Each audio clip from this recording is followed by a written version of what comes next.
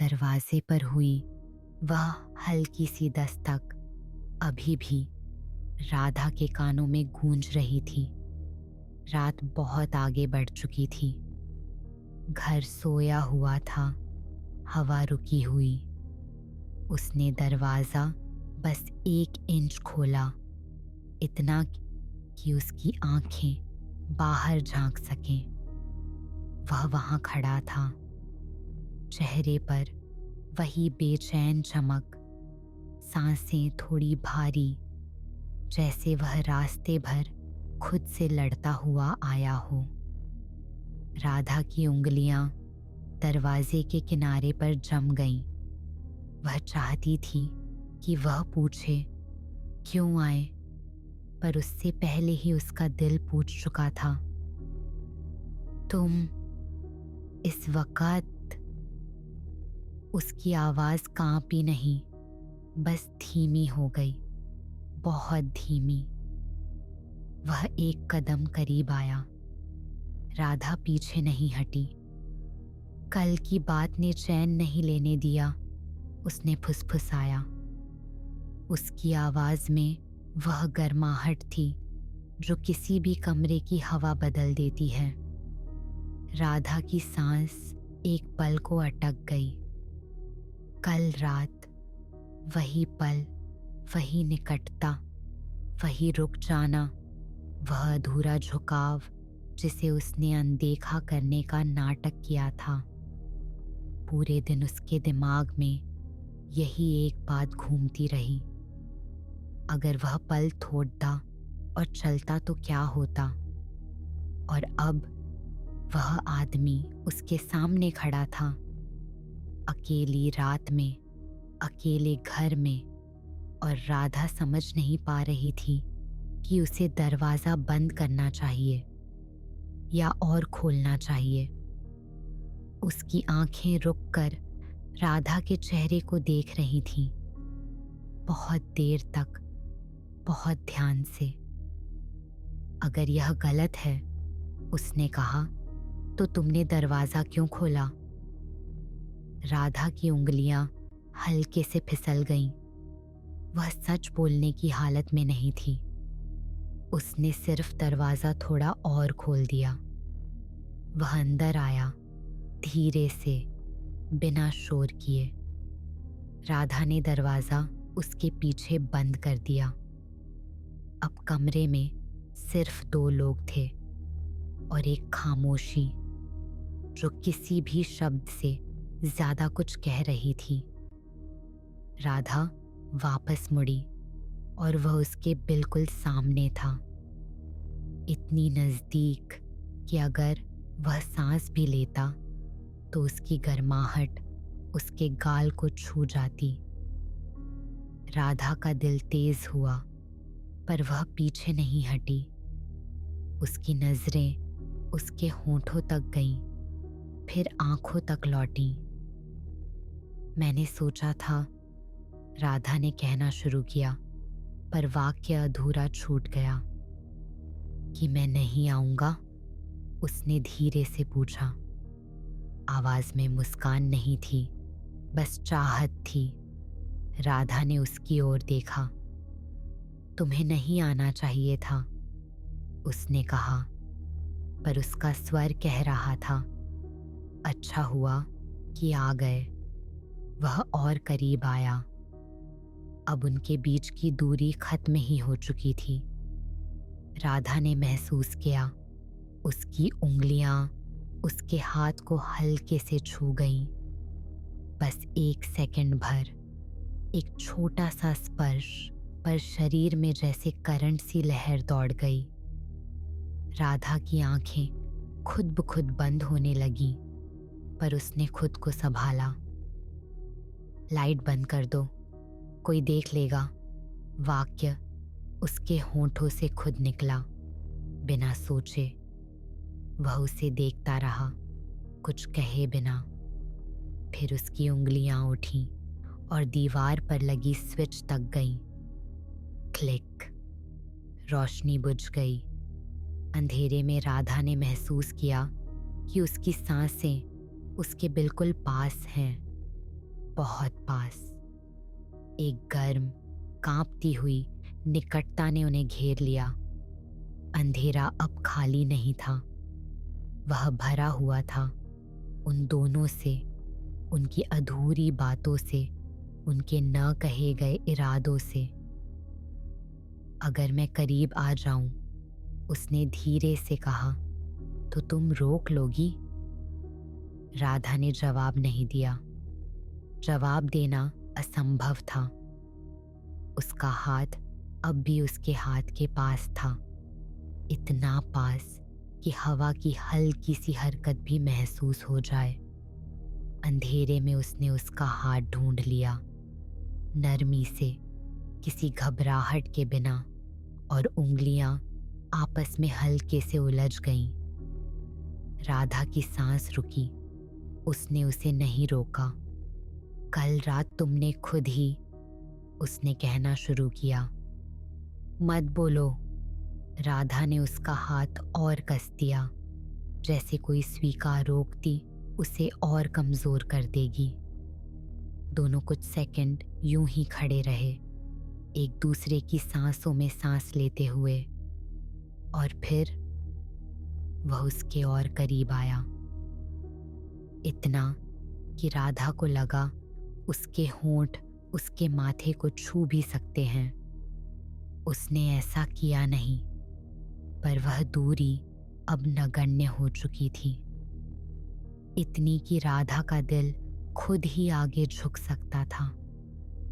अगर मैं, उसने फुसफुसाया, आज रात रुक जाऊं? राधा ने आंखें बंद कर ली। गर्दन पर उसकी नजदीकी की गर्माहट थी, और यह एहसास कि वह चाहती भी है और डर भी रही है। दुनिया में शायद ही कोई भावना इससे ज्यादा नशे वाली हो। तुम जानते हो, राधा ने कहा, ये हमें कहाँ ले जाएगा? उसने उसका हाथ उठाया, बहुत धीरे, बहुत सावधानी से, और उसकी उंगलियों पर अंधेरे में उसके कदमों की आहट अभी भी बाहर कहीं गूंज रही थी। पर राधा का ध्यान उस आवाज पर नहीं था, वह उस आदमी की उंगलियों पर था, जो अब भी उसके हाथ को पकड़े खड़ा था, इतना करीब, इतना शांत, जैसे वह कोई खतरा नहीं, बल्कि वही निर्णय हो जिसके सामने राधा हमेशा से घुटने टेकने से डरती रही थी। अगर कोई देख ले, राधा ने फुसफुसाया। वह रुका। उसने उसका हाथ छोड़ा नहीं। देख तो पहले भी सकते थे, उसने उतनी ही धीमी आवाज में कहा, पर तुमने फिर भी मुझे कमरे में आने दिया। राधा की सांस भर भर आ गई। उसने झट से आंखें फेर ली, पर अंधेरे में फेरने का कोई मतलब नहीं था। वह उसकी हर धड़कन महसूस कर सकता था। उसने पूछा, क्या तुम जानती हो, अगर परिवार को पता चला क्या होगा? उसके शब्दों में डर नहीं था, दर्द था। वह दर्द जिसे कोई तभी महसूस करता है जब वह सचमुच कुछ चाहता है और जानता है कि उसे कभी पा नहीं सकेगा। राधा ने निगल कर कहा, उन्हें लगेगा कि मैं अपनी हदें पार कर रही हूं। उसने उसका दूसरा हाथ भी पकड़ लिया, धीरे से, जैसे वह उसे तोड़ने नहीं, समझने के लिए थाम रहा हो। और तुम्हें क्या लगता है मैं कौन सी हदों में फिट बैठता हूं? एक छोटी सी टूटी हुई हंसी उसके होठों पर आई। तुम्हारे परिवार में मेरा नाम तक लेना मना है। राधा उसी पल समझ गई, ये चाहत सिर्फ उसकी नहीं थी, ये डर सिर्फ उसका नहीं था। यह निषेध, ये खाई, ये सीमा दोनों को बराबर चीरती थी। हम दोनों जानते हैं, उसने कहा, किसी भी हाल में ये स्वीकार नहीं होगा। राधा की उंगलियां अचानक उसके हाथों में कस गईं, किसी भागने की वजह से नहीं, बल्कि उस सच्चाई की जलन से जिसे वे दोनों इतने समय से टालते आ रहे थे। मेरी माँ सोचती हैं, राधा ने धीरे से कहा, कि मैं हमेशा वही रहूंगी जो उन्होंने चाहा था, शांत, संयमी, नियमों में बंधी हुई। उसने सिर हिलाया। अगर उन्हें पता चला कि मैं रात के इस वक्त किसी के साथ कमरे में खड़ी हूं, वह आगे नहीं बोल पाई। हवा भारी हो गई। और तुम्हारे? उसने पूछा। वह एक पल खामोश रहा, पहली बार पूरी तरह। फिर बोला, मेरे घर में कोई भी यह समझेगा ही नहीं कि मैं क्यों। उसने उसकी ओर देखा, इतना पास कि अगर अंधेरा नहीं होता तो राधा उसकी आंखों की नमी देख लेती। क्यों? तुम्हारी तरफ खिंच जाता हूं। राधा का दिल टूटने की कगार पर था, क्योंकि वही खिंचाव वह खुद अपने शरीर में महसूस कर रही थी। तो फिर तुम क्यों आए? उसने कांपते स्वर में पूछा।